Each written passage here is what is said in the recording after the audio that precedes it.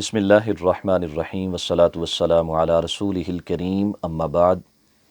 ابن عساکر رحمۃ اللہ علیہ حضرت سیدنا مولا علی رضی اللہ تعالی عنہ کے متعلق روایت کرتے ہیں، سیدنا مولا علی رضی اللہ تعالی عنہ ایک دن سامعین سے خطاب فرما رہے تھے۔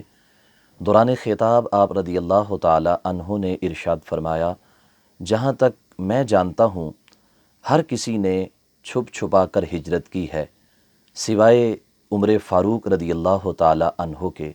آپ کی ہجرت کی بڑی ہی منفرد شان تھی۔ آپ رضی اللہ تعالی عنہ مسلح ہو کر کعبۃ اللہ کے قریب تشریف لے آئے۔ اس وقت سرداران قریش بھی کعبۃ اللہ کے قریب اپنی اپنی مجلسوں میں موجود تھے۔ جناب عمر رضی اللہ تعالی عنہ نے بڑے ہی اطمینان کے ساتھ کعبۃ اللہ کا طواف کیا، 7 چکر مکمل کیے۔ اس کے بعد مقام ابراہیم پہ کھڑے ہو کر آپ نے 2 رکعت نماز ادا کی۔ پھر آپ نے آب زمزم کا پانی پیا۔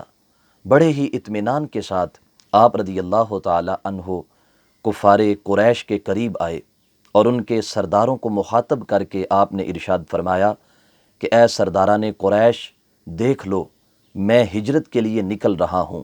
جو چاہتا ہے کہ اس کی ماں اس کو روئے، جو یہ چاہتا ہے کہ اس کے بچے یتیم ہو جائیں، جو یہ چاہتا ہے کہ اس کی بیوی بیوہ ہو جائے، تو وہ میرے راستے میں کھڑا ہو سکتا ہے، وہ مجھے روک سکتا ہے۔ اگر کسی میں ہمت ہے تو اٹھے میرا راستہ روکے۔ جناب مولا علی رضی اللہ تعالی عنہ فرماتے ہیں، خدا کی عزت کی قسم جناب عمر رضی اللہ تعالی عنہ اسی طرح انہیں للکار کر مدینہ کی طرف عازم سفر ہوئے۔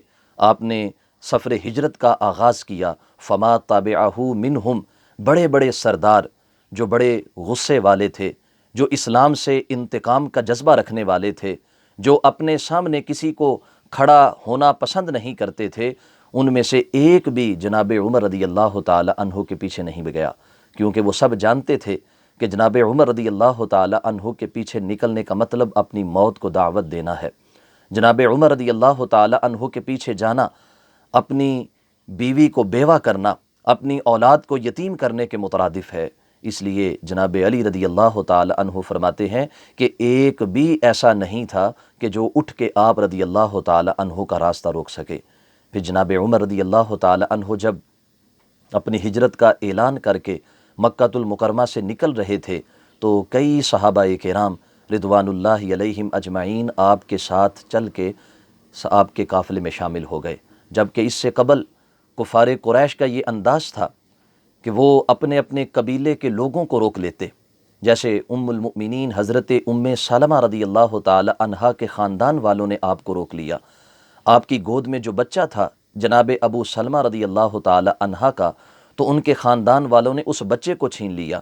اسی طرح حضرت صہیب رومی رضی اللہ تعالی عنہ جب ہجرت کر کے مکہ سے مدینہ آ رہے تھے تو مکہ کے لوگوں نے آپ رضی اللہ تعالی عنہ کو روک کر آپ کا تمام سرمایہ آپ سے چھین لیا تھا۔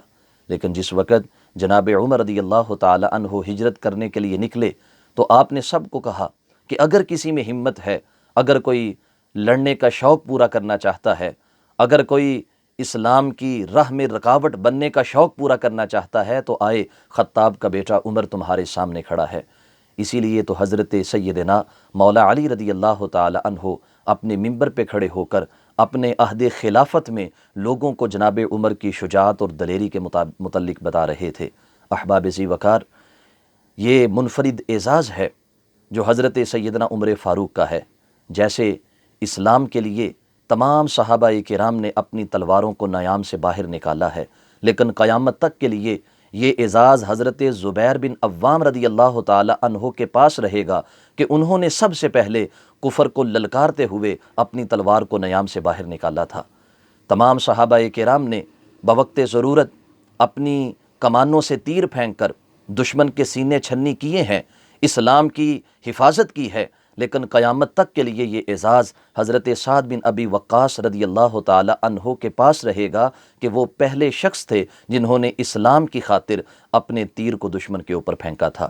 اسی طرح ہجرت تو تمام مہاجرین نے کی ہے، پہلے حبشہ کی طرف گئے، بعد میں مدینہ منورہ کی طرف گئے، لیکن تمام کی ہجرت جناب عمر رضی اللہ تعالی عنہ کی ہجرت کے اعزاز کے بعد آتی ہے۔ اسی لیے حضرت سیدنا مولا علی رضی اللہ تعالی عنہ فرما رہے ہیں کہ سب سے منفرد ہجرت جناب عمر کی ہے، سب سے دلیرانہ ہجرت جناب عمر کی ہے۔ آپ رضی اللہ تعالی عنہ نے دشمن کو للکارتے ہوئے اور ان کی آنکھوں میں آنکھیں ڈال کر اپنی ہجرت کا آغاز کیا تھا۔ خالق کائنات جل جلالہ ہمیں بھی جناب علی المرتضیٰ رضی اللہ تعالی عنہ کی طرح کھلے دل سے جناب عمر کی شان کو بیان کرنے کی توفیق عطا فرمائے، اور تمام صحابہ کرام رضوان اللہ علیہم اجمعین کی محبت پر قائم رہنے کی توفیق بخشے۔ وآخر دعوانا ان الحمد للہ رب العالمین۔